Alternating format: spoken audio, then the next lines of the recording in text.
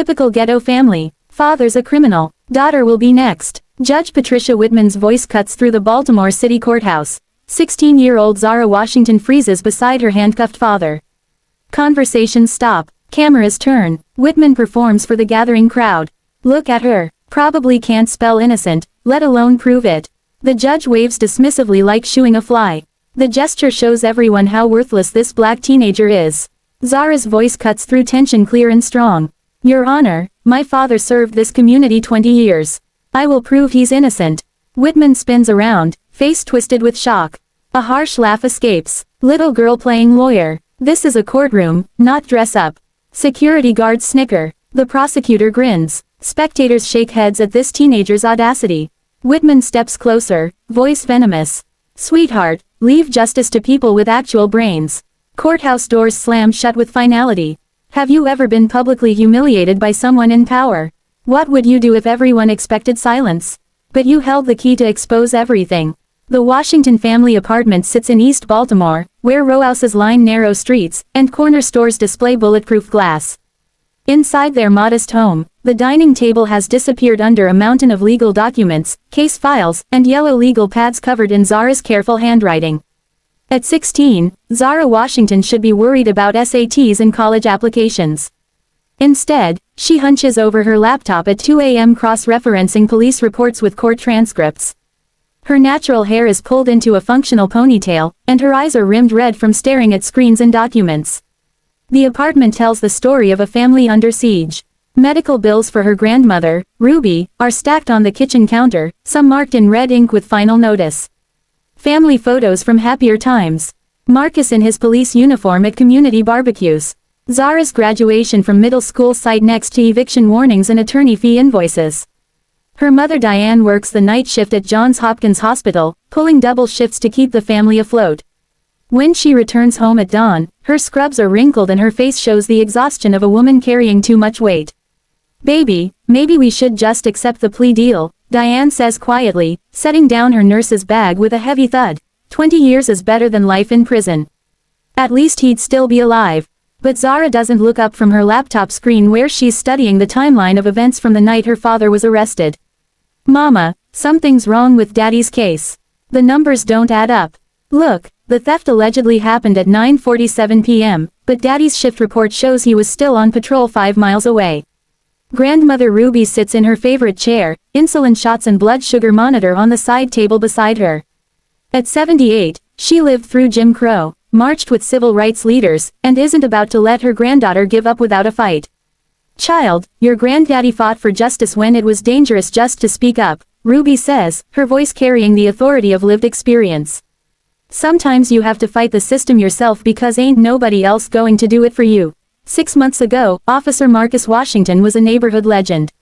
For 20 years, he walked the beat in East Baltimore, where most cops only drove through with windows up and doors locked. While other officers wrote tickets and made arrests, Marcus coached Little League, organized basketball tournaments, and knew every grandmother's name. The corner where Mrs. Lane runs her grocery store was where Marcus stopped every morning for coffee. Never accepting it free, always paying full price despite her protests. The basketball court behind Thud Marshall Elementary was where he spent off-duty hours teaching kids to shoot hoops instead of shooting up. Marcus Washington was the cop who drove teenagers home instead of arresting them for minor infractions. He was the officer who showed up at high school graduations to cheer for kids whose fathers were in prison. He was proof that not all police were the enemy. Then came March 15 when Detective Ray Collins allegedly discovered $50,000 in cash hidden in Marcus's patrol car after a major drug bust. The money was evidence from the largest heroin seizure in the precinct's history. And suddenly, Marcus Washington, the man who never took so much as a free cup of coffee, was branded as just another corrupt cop. The community that once celebrated him now whispers behind closed doors. Some still believe in his innocence, but others shake their heads with disappointment. I guess they all turn bad eventually, people mutter at the barber shop and beauty salon. Local news stations ran the story for weeks. Decorated officer caught in drug money scandal. The images they showed weren't of Marcus mentoring kids or helping elderly residents carry groceries. Instead, they broadcasted footage of him in handcuffs, head down, while Detective Collins explained to reporters how even good cops can go bad. Judge Patricia Whitman's chambers overlook downtown Baltimore from the 8th floor of the courthouse. Oak paneling lines the walls interrupted by framed law degrees from Georgetown and awards from the Maryland Bar Association. Her desk, imported mahogany that costs more than most families make in 6 months, sits positioned to intimidate anyone who enters. At 53, Judge Whitman has built her reputation on being tough on crime, particularly drug-related offenses. Her conviction rate is among the highest in Maryland, and she takes pride in sending criminals away for decades. To her, the world is simple. There are law-abiding citizens who deserve protection, and there are criminals who deserve punishment. Her philosophy became clear early in her career when she told a Baltimore Sun reporter, "These people need firm hands and clear consequences. Sympathy doesn't reduce crime rates. Lengthy sentences do." What the public doesn't see are her monthly dinners with Prosecutor Mills and Detective Collins at Stupra, an upscale Italian restaurant where they discuss cases over $100 bottles of wine. They call it coordination meetings. But the conversations often drift toward which defendants deserve the harshest treatment. Marcus Washington was always a problem, Whitman told them during one such dinner months before his arrest. Too much community engagement, too many questions about proper procedure. Officers like him make our jobs harder. Detective Collins nodded, swirling his wine. Some cops forget which side they're supposed to be on. Prosecutor Mills raised his glass. Well, problems have a way of solving themselves, don't they? The visiting room at Baltimore City Detention Center smells like disinfectant and despair. Gray walls, metal tables bolted to the floor, and phones that crackle with static separate families from their loved ones behind thick glass. Marcus Washington looks older than his 45 years. His police uniform has been replaced by an orange jumpsuit, and his usually confident posture has shrunk under the weight of 18 months in jail awaiting trial. When Zara places her palm against the glass, he mirrors the gesture, and for a moment, they pretend they can actually touch.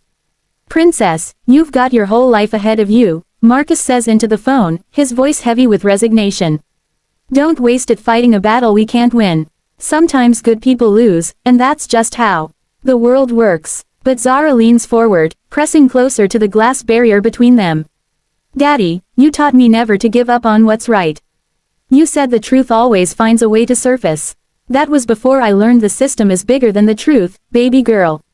They've got lawyers, judges, evidence, witnesses, everything stacked against us.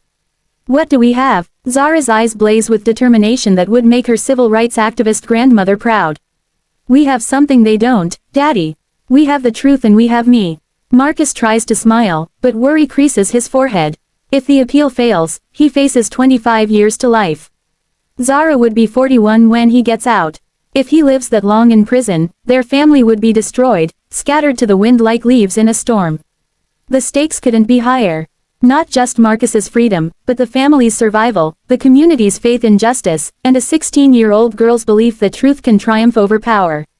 The eviction notice taped to the Washington family's front door flutters in the morning breeze like a white flag of surrender. Inside, Diane sits at the kitchen table, surrounded by a sea of unpaid bills, counting quarters and dimes from a mason jar that once held Ruby's sweet tea. Marcus's police pension was frozen the day he was arrested. Their health insurance vanished along with his job. The family's modest savings money they'd set aside for Zara's college fund disappeared into attorney fees and court costs within the first 6 months. Diane works 16-hour shifts at the hospital, her supervisor allowing the overtime only because she's known to be reliable. But even double shifts aren't enough to cover rent, utilities, groceries, and Ruby's insulin. The diabetes medication alone costs $300 a month without insurance. "We can't afford a real lawyer anymore, baby," Diane says, her voice barely above a whisper as she sorts pills into Ruby's weekly medication organizer. "The public defender says we should take the plea deal. 20 years instead of life." Zara looks up from her homework spread across the couch since the dining table is covered with legal documents. "Mama, Daddy is innocent, I can feel it in my bones." Ruby shifts in her chair, the old wood creaking under her weight. Despite her diabetes and high blood pressure, her mind remains sharp as a tack. "Child, sometimes being right ain't enough in this world. You need proof that people in power can't ignore you. The landlord, Mr. Peterson, has been patient longer than most would be. He knew Marcus as the officer who helped catch the teenagers who broke into his other properties. But patience has limits and 3 months of missed rent has pushed him past his The refrigerator hums nearly empty except for a few leftover takeout containers from Diane's hospital shifts and a gallon of milk nearing expiration. Zara has already sold her textbooks, her smartphone, and even the small television from her bedroom. Every dollar goes toward keeping the family afloat for one more week, one more day. Northwood High School's cafeteria buzzes with teenage chaos. But when Zara walks through with her lunch tray, conversation's quiet, and eyes follow her like she's carrying something contagious. Her best friend since 3rd grade, Kesha, used to save her a seat at their usual table. Now that seat stays empty while Kesha sits with other friends, avoiding eye contact when Zara passes. "Girl, I can't be seen with you anymore," Kesha finally admitted 2 weeks ago, her voice apologetic but firm. "My mama said, your family is in trouble now, and I can't afford that kind of reputation." The isolation extends beyond friendships. Teachers who once praised Zara's academic performance now speak to her differently, their voices carrying a mixture of pity and weariness. Mrs. Parker, her AP history teacher, pulled her aside after class. "Zara, maybe you should focus on your grades instead of other distractions. You don't want this situation to affect your future opportunities." Social media became a minefield overnight. A corrupt cop's daughter started trending locally with cruel memes featuring Marcus's muggish shot alongside jokes about bad apples and family traditions. Screenshots of these posts circulate through school group chats, ensuring Zara can't escape the humiliation, even at home. At the barber shop, where she works part-time sweeping floors and organizing supplies, Zara overhears conversations that stop abruptly when customers notice her presence. Some speak in hushed tones about how good families can go bad, while others debate whether Marcus was always corrupt or just got caught. Mr. Johnson, who owns the barber shop, tries to shield her from the worst of it. But even he seems uncertain sometimes. "Zara, baby, you know I got love for your family." But people talking and talk spreads like wildfire in this neighborhood. The whispers follow her everywhere. Walking to school, shopping for groceries, even at Ruby's doctor appointments, where nurses recognize her last name and exchange meaningful glances. Meanwhile, Detective Ray Collins and Prosecutor Mills have been conducting their own investigation into the Washington family, looking for any detail that might strengthen their case.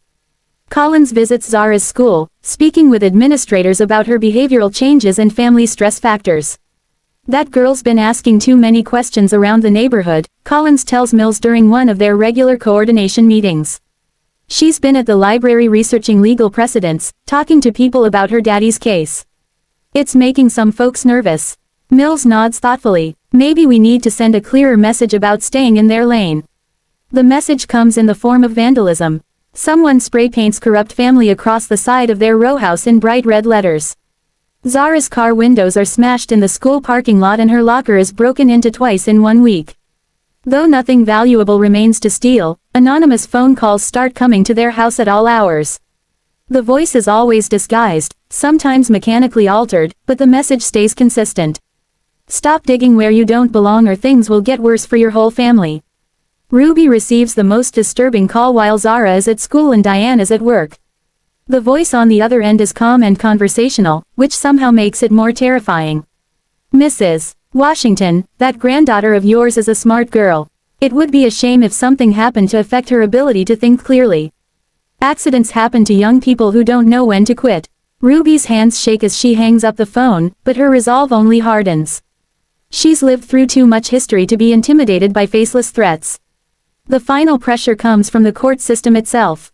Public Defender Janet Torres, overwhelmed with cases and underfunded, makes her position crystal clear during their last meeting.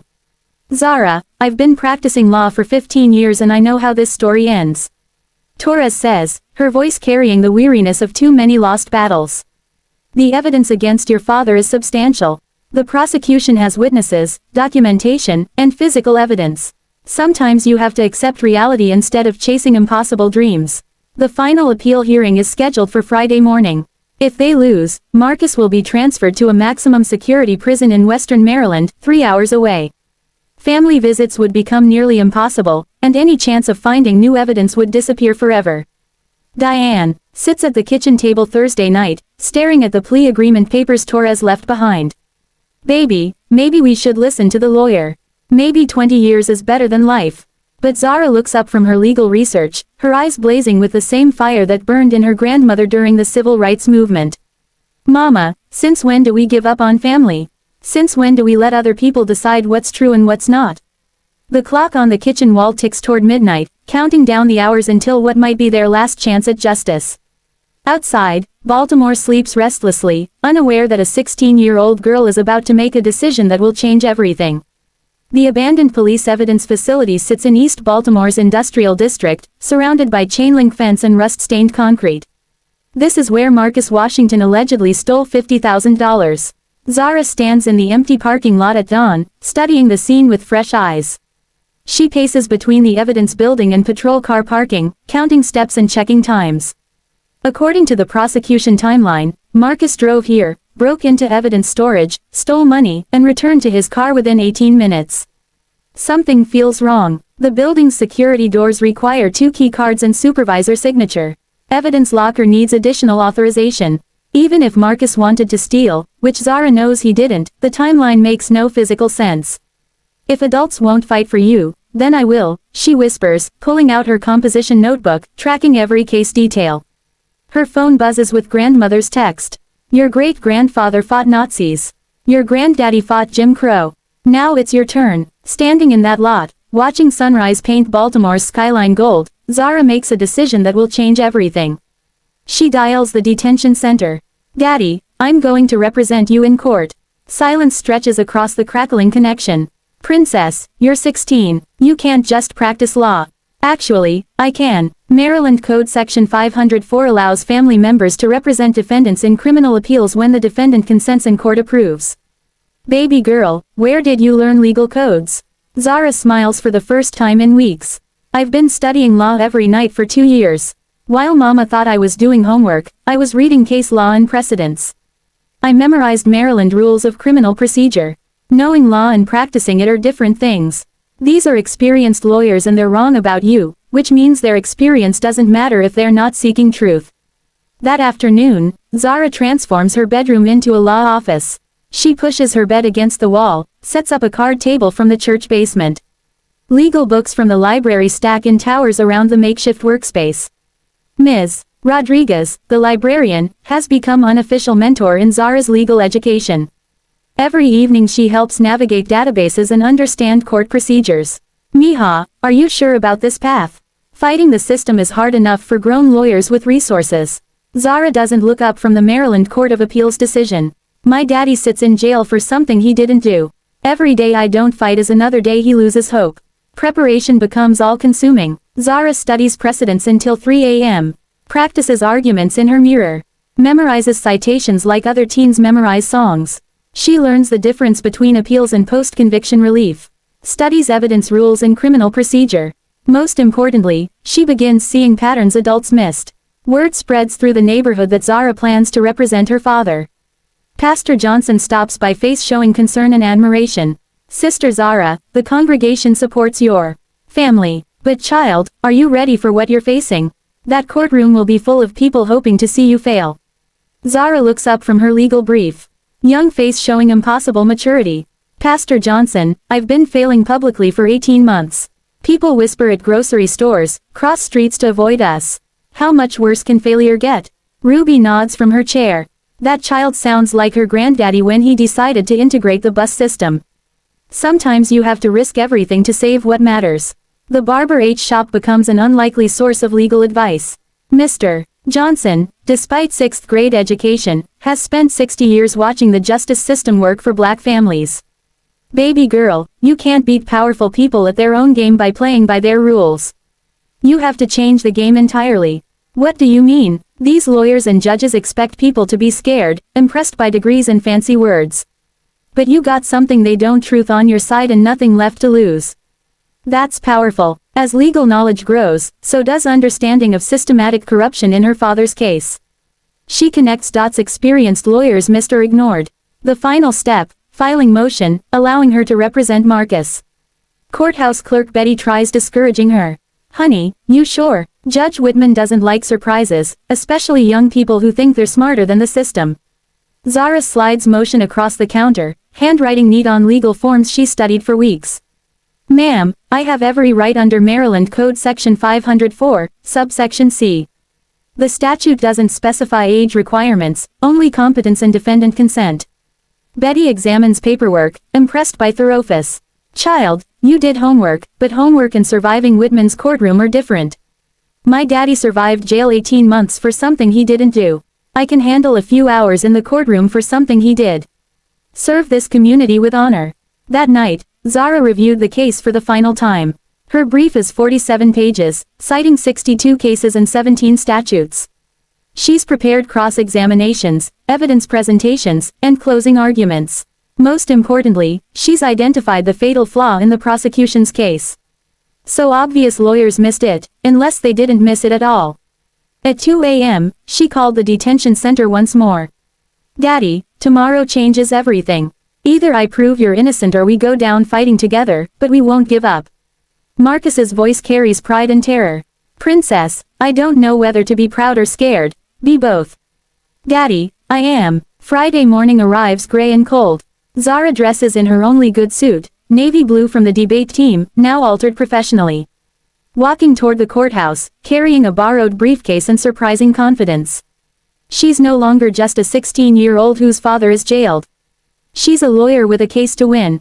Patel's gas station sits across from the police precinct, its faded sign advertising lottery tickets and energy drinks.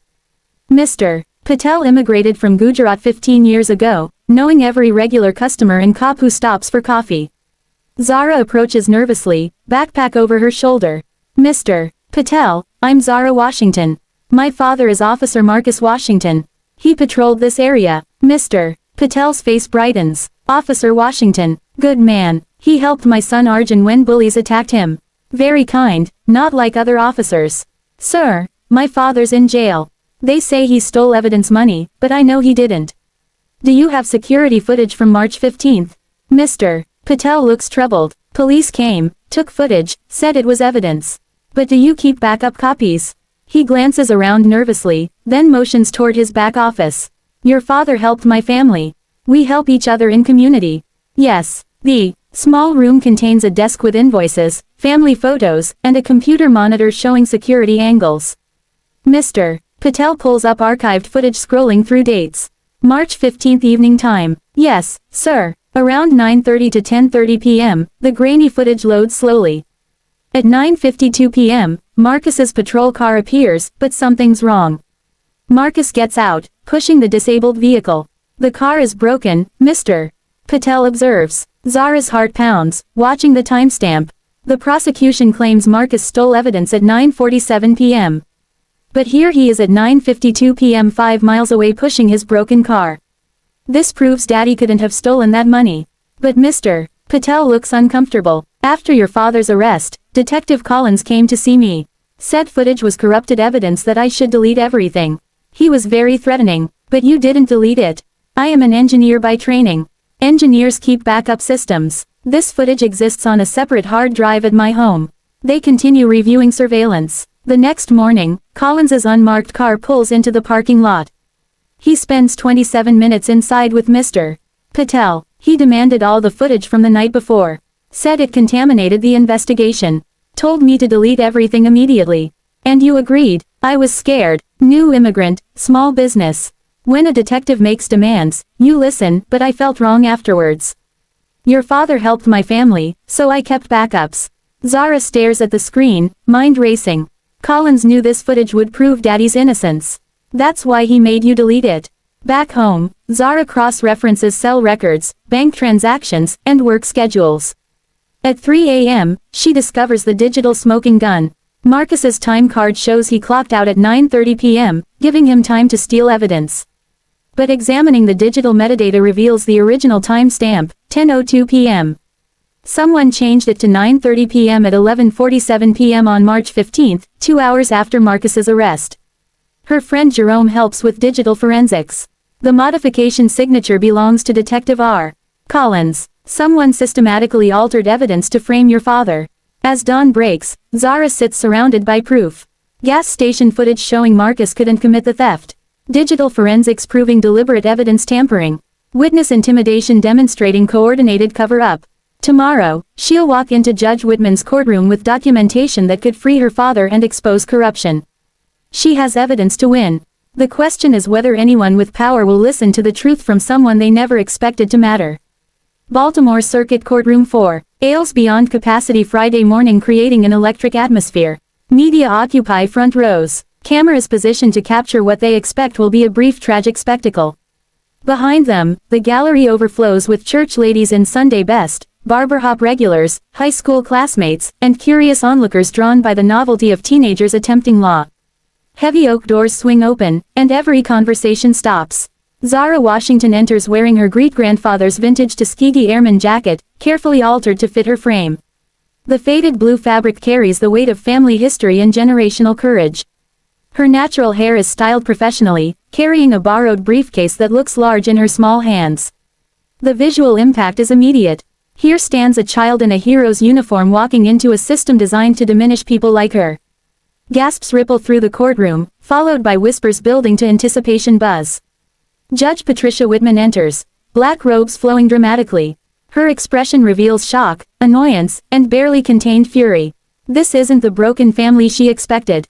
This is something threatening to her control. All rise for Honorable Judge Patricia Whitman, the bailiff announces. Zara stands with quiet dignity, posture straight despite dozens of eyes boring into her. When the judge takes seat, Zara steps forward to the defendant's table. Your Honor, Zara Washington, representing Marcus Washington in this criminal appeal. Words hang like challenges. Whitman's eyebrows arch high. Phones emerge as spectators prepare to capture swift rejection. I beg your pardon, young lady. Whitman's voice carries the sharp edge of someone unaccustomed to surprise. Your Honor, I'm here to represent my father as provided under Maryland Code Section 5-504. Defendant has consented to family representation. I respectfully request court approval to proceed.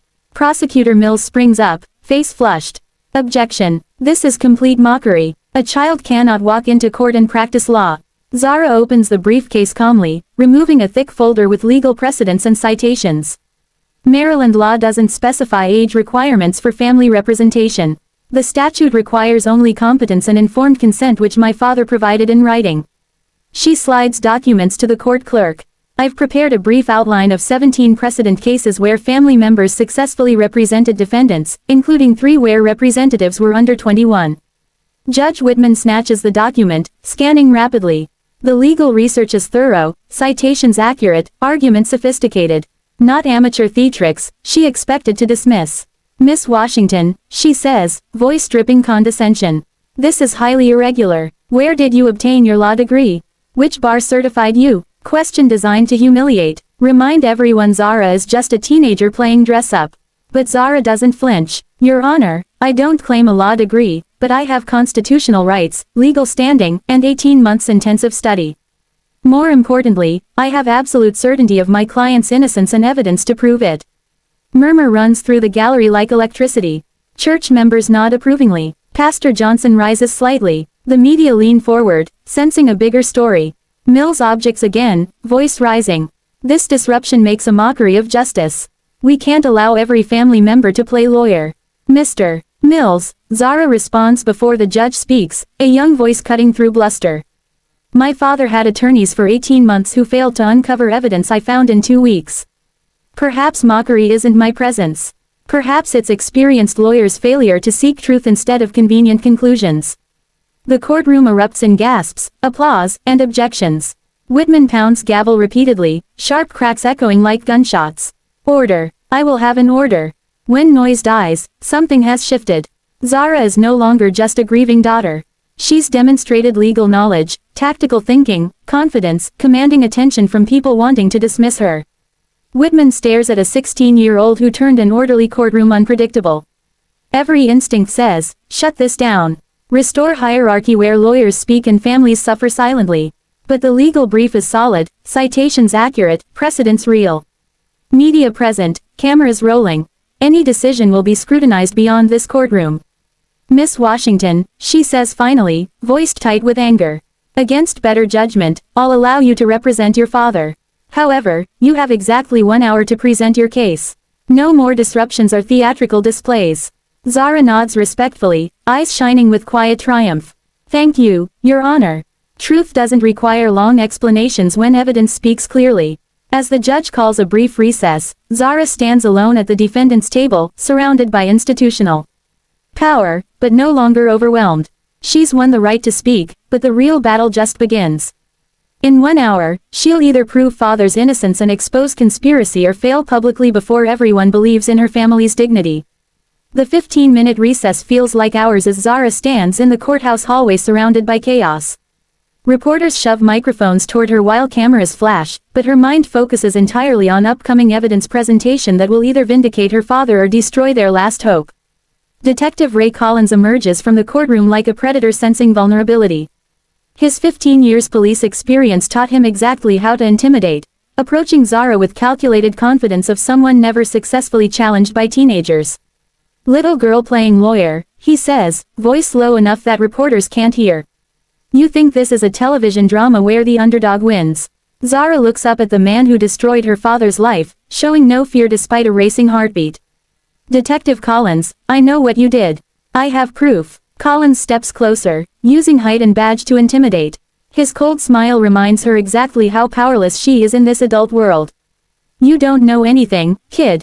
You're 16-year-old with delusions, playing with forces beyond comprehension. Keep pushing where you don't belong. You'll learn how the real world works." "I have evidence of tampering," Zara responds quietly, voice steady despite hanging threat. Collins' expression shifts, revealing the first crack in the confident facade. "Evidence can disappear, little girl. Files get lost. Witnesses change minds. Accidents happen to people asking too many questions. Ask your mama about staying safe." Before Zara can respond, the courthouse hallway fills with unexpected sight. Word spread through East Baltimore's community networks, church phone trees, barbershop conversations, social media that Marcus Washington's daughter fights for father's freedom. Pastor Johnson arrives first, wearing a hospital chaplain badge. Behind him comes Mrs. Henderson from church, Mr. Robinson from barbershop, Ms. Davis from elementary school. Trickle becomes a flood of supporters carrying homemade signs despite the workday. "We're here for you, baby girl," Mrs. Henderson calls out, voice carrying authority of someone who raised 6 children. "Your daddy walked my grandson to school every day. We don't forget goodness." "Young man," Damon pushes through the crowd wearing a maintenance uniform. "Officer Washington saved my life when I was dealing drugs. Instead of arresting me, he talked to my grandmother. I got my GED because of him." The crowd grows, creating impromptu rallies on courthouse steps. Someone brought a banner reading "Justice for Marcus Washington." Others hold pictures of Marcus coaching basketball or helping elderly residents. Ms. Rodriguez approaches carrying a heavy box. "Mija, I brought every legal precedent about evidence tampering. Library staff are ready to help." Community support creates powerful visual cameras captured eagerly, but Collins watches the growing crowd with irritation. Intimidation works better privately. Inside the courthouse library, Zara discovers something chilling. Records show disturbing patterns extending beyond her father's case. Officer Johnson, convicted 2019. Officer Brown, convicted, 2021. Officer Davis convicted 2023. All black officers, all investigated by Collins, all prosecuted by Mills, all sentenced by Whitman to maximum penalties. "This isn't just about Daddy," Zara whispers, staring at the computer screen. "This is about eliminating every officer who might challenge the system." But discovery time cuts short when she returns to the courtroom and finds a crisis threatening to end her case. The manila folder containing all physical documentation, surveillance photos, forensics printouts, timeline analyses has mysteriously vanished from the defendant's table. Court clerk Betty approaches with practiced innocence. "Sorry, honey, your evidence files accidentally misfiled during recess. These things happen in busy courtrooms." Prosecutor Mills watches with barely concealed satisfaction. "Your Honor, without proper documentation, Miss Washington can't proceed." The courtroom falls silent as everyone realizes what happened. 18 months of investigation, weeks of preparation, and the family's last hope apparently disappeared in 15 minutes of courthouse bureaucracy. Judge Whitman raises gavel, preparing to dismiss the case due to lack of evidence when Zara's clear voice cuts through tension. "Your Honor, I have digital copies on my phone backed up to cloud storage. Physical documents can disappear, but truth survives." She holds up a smartphone containing enough evidence to expose corruption reaching the highest levels of Baltimore's justice system. But doubt creeps in. Will digital copies be enough? The clock shows 2:47 p.m. In 13 minutes, Zara will either present the most important argument of her life or watch father's appeal crumble into procedural technicalities. Outside, the community continues growing. Inside, a 16-year-old stands alone against a system designed to silence people like her. Armed with nothing but truth and the desperate love of a daughter refusing to let father die in prison, time runs out for justice in Judge Whitman's courtroom. Judge Whitman's gavel falls and the packed courtroom settles into electric silence. Every eye focuses on Zara as she stands at the defendant's table, smartphone containing only remaining evidence that could free her father. Miss Washington, you have 57 minutes remaining. Use them wisely. Zara takes a deep breath and begins speaking with clarity that transforms the courtroom atmosphere. Her voice carries no teenage uncertainty. She sounds like someone who spent 2 years preparing for this moment. Your Honor, Marcus Washington clocked in at 6 a.m. March 15th. Bank surveillance shows him depositing a paycheck at 12:47 p.m. Gas station footage confirms a patrol car mechanical failure at 9:52 p.m. requiring him to push disabled vehicle into the parking lot. She moves around the courtroom with natural attorney instincts. Smartphone projecting timestamps and locations with mathematical precision. Alleged theft occurred at 9:47 p.m. at an evidence facility, 5 miles from where my father was stranded. Physical impossibility. Even with a working vehicle, drive time is 8 minutes minimum. Prosecutor Mills springs up desperately. Objection. She's testifying without being sworn. I'm presenting evidence. Zara responds smoothly. Cell records confirm my father's phone location. Detective Collins' phone pinged the same tower at 11:30 p.m. 2 hours after arrest, 30 minutes before someone altered my father's time card. Courtroom buzz grows as people understand implications.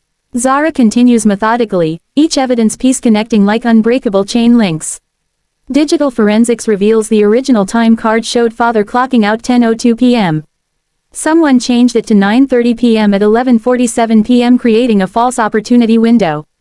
She turns toward Detective Collins, who sits looking increasingly uncomfortable. His confident demeanor evaporated, replaced by nervous fidgeting cameras capturing unflattering detail. Detective Collins, please take the witness stand. Collins looks to Mills for rescue, but the prosecutor appears frozen. Judge Whitman, trapped by procedure and media presence, allows questioning. Collins approaches like a man walking to execution. 15 years of police authority means nothing against teenagers armed with irrefutable evidence. Zara positions directly before the witness stand. Small stature creating David versus Goliath. Visual cameras capture perfectly. Detective Collins, did you visit Patel's gas station March 16th morning after my father's arrest? Collins shifts uncomfortably, eyes darting between lawyer, judge, exits. I don't recall specific visits during the investigation. Zara's screen displays security footage showing Collins entering the store with a clear timestamp. Then explain this surveillance showing you spending 27 minutes inside demanding Mr. Patel delete previous evening's footage. That was routine evidence collection. Routine to destroy evidence proving my father's innocence. Routine to intimidate witnesses covering police misconduct. The courtroom atmosphere was completely transformed. Gallery members lean forward, sensing historic moments. Mills makes a final desperate objection. This is harassment of a decorated officer. Witch hunt based on conspiracy theories. Zara addresses the entire courtroom, voice rising with 18 months of righteous anger. Seeking truth isn't harassment. Exposing lies isn't a conspiracy. My father served 20 years with honor. Detective Collins systematically framed him, then intimidated my family into silence. She displays final evidence digital forensics showing Collins' credentials on every altered document, deleted file, tampered evidence. Metadata doesn't lie. User IDR Collins accessed personnel files, evidence logs, patrol schedules, time card records between 11:15 to 11:52 p.m. March 15th. 37 minutes systematic tampering designed to frame innocent men. Collins breaks completely, composure crumbling. Those were routine administrative adjustments. Sometimes we correct paperwork errors. At midnight on arrest night, changing timestamps, creating false evidence. That's not administration, that's conspiracy. Judge Whitman stares at evidence throughout her courtroom, unable to dismiss mathematical precision of timestamps, locations, and digital forensics. Every camera captures her reaction to systematic corruption proof. For the first time, Whitman addresses Zara with approaching respect rather than condescension. Miss Washington, your research appears quite thorough and professionally presented. Acknowledgement sends electricity through the courtroom. In 18 months, no judge ever spoke to Zara with anything but dismissal. This represents more than legal victory: recognition of intelligence, competence, and the right to demand justice. The gallery erupts in spontaneous applause. Whitman doesn't suppress. Community expresses what months of silence prevented. Truth matters more than authority. Justice belongs to everyone regardless of age. Collins sits slumped. Career destroyed by teenagers who refuse to accept powerful people. Can't be accountable. Victory belongs entirely to someone everyone expected to fail. The gavel hovers in Judge Whitman's hand like a sword of justice, suspended between corruption and truth. The packed courtroom holds its collective breath. Cameras focused on this moment that will either vindicate 18 months of suffering or crush a family's last hope forever. Detective Collins sits slumped in the witness chair, his 15-year career destroyed by irrefutable digital evidence presented by someone he dismissed as irrelevant. Prosecutor Mills shuffles papers frantically, searching for legal technicalities that might salvage his case. But mathematics and timestamps don't lie or bend to prosecutorial pressure.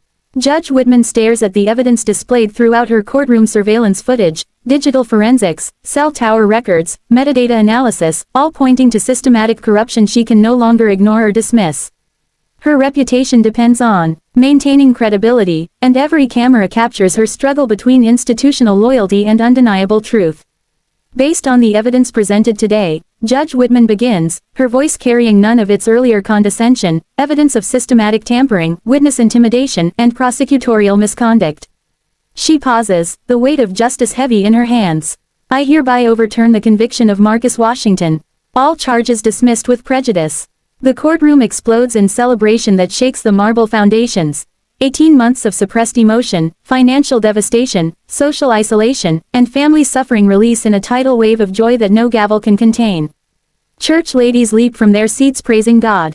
Barber hop regulars embrace with tears streaming down weathered faces. High school classmates cheer like their team won championships. Zara stands motionless at the defendant's table for several heartbeats. Her 16-year-old mind struggling to process that the impossible actually happened. Truth triumphed over power. Justice emerged from corruption. A teenager's voice proved stronger than institutional authority. Diane Washington pushes through the celebrating crowd, reaching her daughter with arms wide open. Mother and daughter embrace with intensity that cameras capture, but cannot fully convey the reunion of a family torn apart by lies and rebuilt through courage. Baby girl, you did it, Diane whispers through tears. You brought your daddy home. Ruby Washington sits in her wheelchair near the front row, insulin monitor beeping steadily, but her eyes shine with pride that transcends her physical limitations. Lord Jesus, I live to see justice in my time. That child fought like her granddaddy in the movement.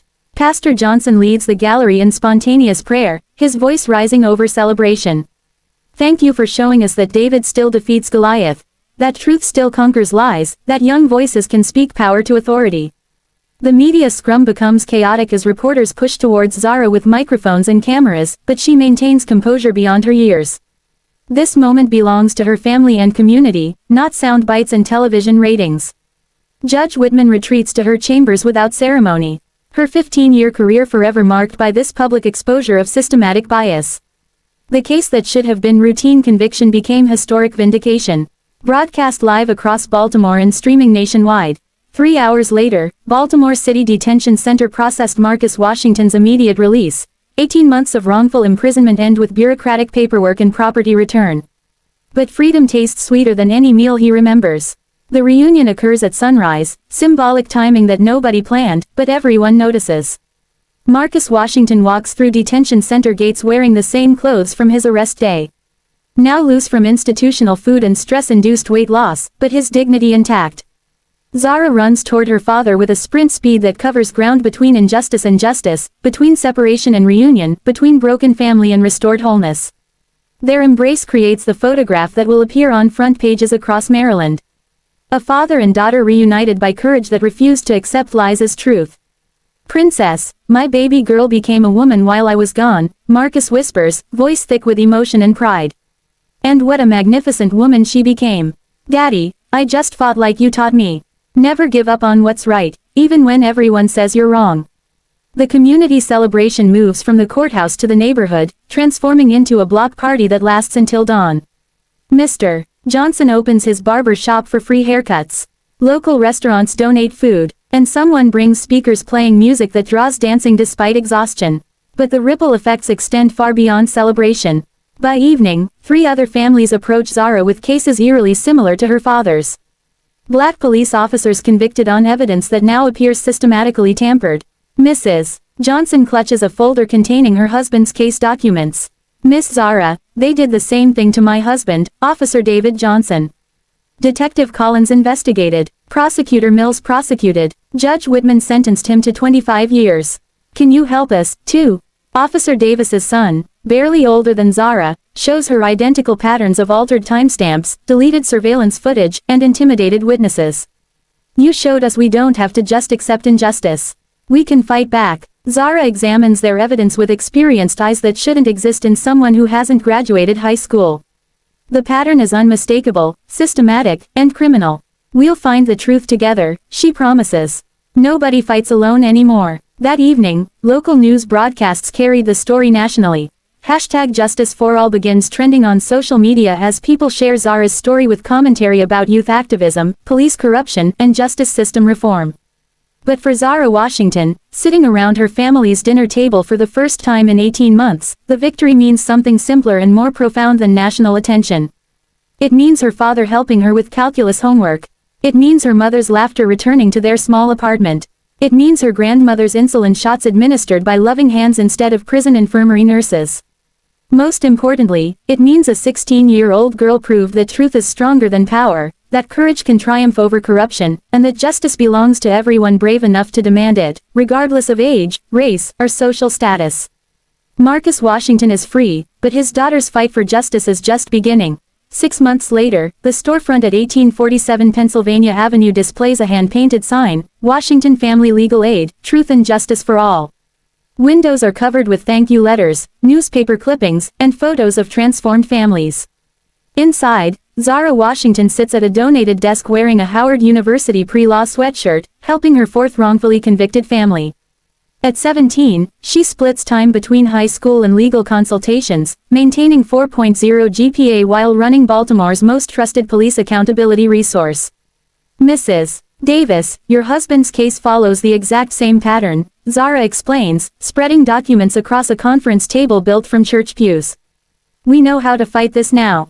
Marcus works as a police reform consultant, traveling nationwide training departments. His wrongful conviction became credentials for justice system expertise, turning 18 months of suffering into a lifelong mission. The Washington president freed 3 officers, led to Collins facing federal charges, Mills resigning after investigation, Whitman taking early retirement. Conviction rate disparities dropped 40% since their case. Princess, look what you started, Marcus tells his daughter during lunch. Whole movement for reform. One voice became a chorus of change.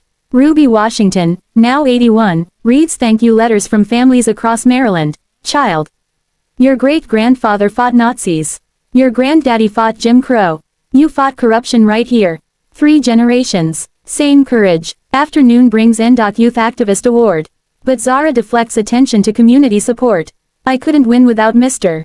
Patel's courage, Ms. Rodriguez's research, Pastor Johnson's support, and everyone who refused to let my family fight alone. That evening, Zara walks through neighborhoods where corner stores no longer feel like war zones. Police officers wave instead of glare. Children play without harassment and fear. Change happens slowly but measurably. She stops at the basketball court her father once coached, now renovated with donations. Teenagers practice under LED lights, laughter echoing off apartments that harbor hope for better tomorrows. Miss Washington calls Jamal, 14, whose brother was arrested last year. My mom says you helped when police planted evidence. Thank you for teaching us we don't have to accept whatever they say.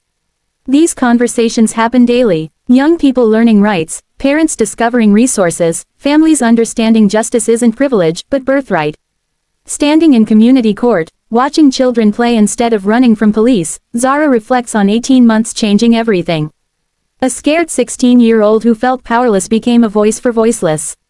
Proof courage transforms communities. She speaks directly to the camera. A message for anyone facing impossible odds. Anyone told they're too young or powerless to matter. They counted me out because of age, race, where I came from. Said I was a child playing adult games. But the truth doesn't care about that. Truth just needs someone brave enough to speak it, determined enough to prove it. Someone refusing to accept injustice is inevitable. Her voice grows stronger, carrying conviction earned through battles won. What truth are you afraid to speak? What injustice will you choose to fight? What system needs your voice demanding accountability? You don't need a law degree recognizing right from wrong. You don't need wealth demanding equal treatment. You just need courage to stand up, community to stand with you, commitment never giving up on what's right. The camera captures her walking home as streetlights illuminate Pennsylvania Avenue. Briefcase in hand, ready for tomorrow's battles. Behind her, Washington Family Legal Aid sign glows in darkness, a beacon for families who thought justice was beyond reach. Subscribe if you believe truth is stronger than power. Share if young voices deserve hearing. Like if you're ready to fight for justice in your community, because somewhere tonight, another family needs someone brave enough saying, "Not on my watch. Not in my community."